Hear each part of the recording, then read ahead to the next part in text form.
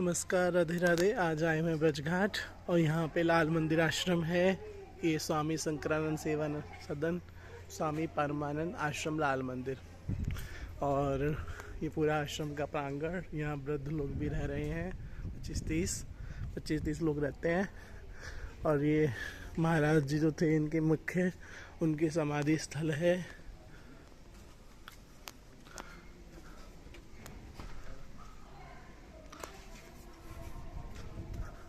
और आजकल जो महात्मा जी यहाँ पर विराजमान है वो ये खड़े हैं, योगेश जी महाराज।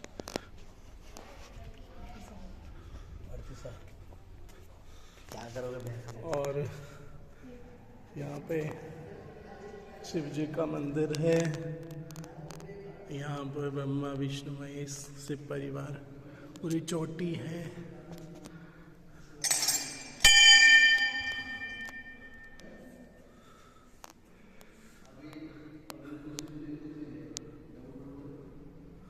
ओम नमः शिवाय, ओम नमः शिवाय।